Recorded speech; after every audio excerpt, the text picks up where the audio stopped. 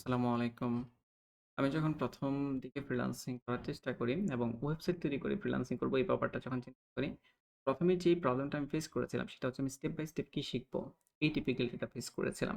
আপনারা হয়তোবা অনেকেই এই প্রবলেম ফেস করতেছেন যে কি শিখবেন, তারপর কোনটা আসবে এই বিষয়গুলো। তো এটা নিয়ে যদি আপনি এখনো কনফিউশন এ থাকেন আমি রিকমেন্ড করব আপনাদেরকে আমাদের এই পেজটাতে আসার জন্য। আমি এই পেজের লিংক কমেন্টে বা ডেসক্রিপশনে দিয়ে দিব। এসে এই ভিডিওটা দেখার জন্য। তো এই ভিডিওটা দেখলে আপনি আইডিয়া পেয়ে যাবেন যে স্টেপ বাই স্টেপ আসলে কি শেখা উচিত। এটার মধ্যে একটা কোর্স এই কোর্স থেকে আপনি মূলত টপিকের নামগুলো জানবেন। এটা হচ্ছে আপনার কাজ। কোর্স কনটেন্ট এ যদি আপনি আসেন, এই যে মডিউলগুলো রয়েছে, মডিউলে ক্লিক করলে আবার টপিকগুলো দেখতে পারবেন। তাহলে টপিকগুলো দেখে আপনি আইডিয়া পেয়ে যাবেন যে আমাকে HTML এর এই বিষয়গুলো শিখতে হবে। এখন আপনি আমাদের কাছ থেকেও শিখতে পারেন, অন্য যেকোনো জায়গা থেকে শিখতে পারেন। সেটা আপনার ইচ্ছে। তো আমাদের এখানে আমরা মূলত ৩ টা ভাগে ভাগ করেছি এই কোর্সটাকে।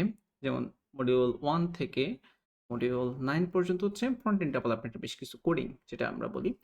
ফ্রন্ট এন্ড ডেভেলপমেন্টের বেশ কিছু টপিক আমরা কভার করেছি যেগুলো প্রয়োজন হয় ওয়ার্ডপ্রেস নিয়ে কাজ করার জন্য। দেন হচ্ছে মডিউল 10 ওখান থেকে ওয়ার্ডপ্রেস শুরু করেছি আমরা 14 পর্যন্ত ওয়ার্ডপ্রেস এবং লাস্টে 18 নাম্বার ওখানে ওয়ার্ডপ্রেস রয়েছে।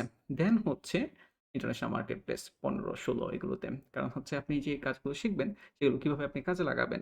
আপনি শিখতেছেন তো শিখতেছেন কিন্তু কাজে লাগানোর মতো কোনো ওয়ে পাচ্ছেন না বা বুঝতেছেন না তাহলেও সমস্যা। তো কিভাবে কাজে লাগাবেন ওই বিষয়টাও আমরা এই কোর্সে কভার করেছি।